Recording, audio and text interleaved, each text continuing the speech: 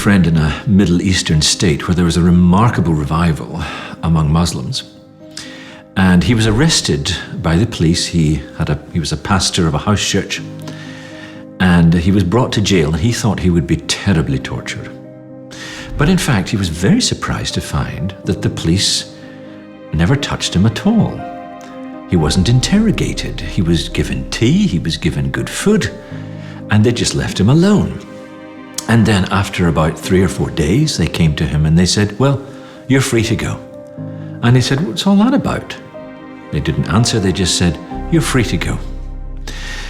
So he went back to the church and he told the members of his church, he said, "They just let me go. They didn't do anything." The church members, some of them, looked back and said, "Why don't you tell us what really happened? Come on, tell us the truth." And they were thinking that perhaps he had been raped, because this was a common means of humiliation that the police would perform in this particular country, and so he was just too ashamed to admit it. Or others assumed that he had told the authorities all about them, given their phone numbers and so on. And so actually, as a result of his arrest, he lost his ministry in the church, because the church divided, since they couldn't be sure whether their pastor was telling the truth or not, or was in complete denial. Now that's the Decius option in practice. Create apostates, not martyrs. Sow a virus into the church so that it compromises its own unity and sets Christian against Christian. That's the story of the first great global persecution, really from the period 250 to 311. It's going to change very rapidly after that, because even in the second persecution under Diocletian, the empire, of course, had been significantly split up by then. If we want to just finish the historical element of the story, Diocletian came along he ruled from about 284 to 305. And for the first 20 years of his reign, he was relatively tolerant. But he began to regard himself as a god, and that's always bad news for Christianity, which requires exclusive worship of God. And Galerius, his son, was even more aware of the danger of Christianity to the state, and so he had 4 edicts in 303 that revived the Decian persecution strategy. And the 4 edicts said all Christian churches to be destroyed, all copies of the Bible to be burned, all Christians to be barred from public office, and all people to make a sacrifice to the Roman gods on pain of death. Again, it's the same plan to stamp Christianity out completely, and it even had a more determined element of violence in it too. But it didn't work.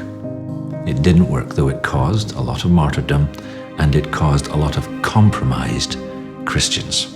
This persecution finished in 311 when Galerius issued a kind of proclamation ending the persecution. And then, of course, Constantine was to come along, and then Christianity became a tolerated religion in the so-called Edict of Milan, which is issued in 313. Christianity gets a legal status for the first time. So that's the first great global persecution, the Roman persecution. Remember the name of Decius. Even in 2 short years, no one ever came closer to wiping out the church. Thank God he died so young. Maybe God took his breath away. But damage was done, and of such a subtle form that Decius divided Christianity for over 1,000 years. We could even put it this way: a legalistic way of getting to God became the norm in Christianity as a result of the dilemma of what to do with the lapsed or the compromised. The history of Christianity since was the story of how far it manages to shake off its unwanted legalistic core.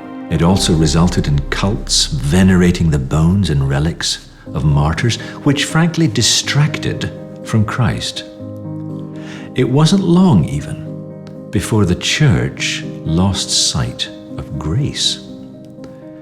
So our persecutors are smart. Let's not be mistaken about that. They know what they're doing. They know how to weaken us. They study us to find our weak points.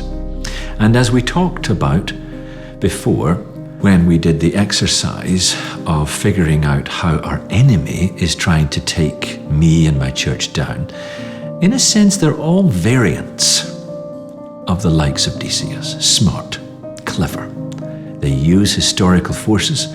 They create a situation where it's not just the state, not just the culture, not just the family, but even the church itself that becomes a source of persecution. So learn these lessons from the first great global persecution, the Roman persecution.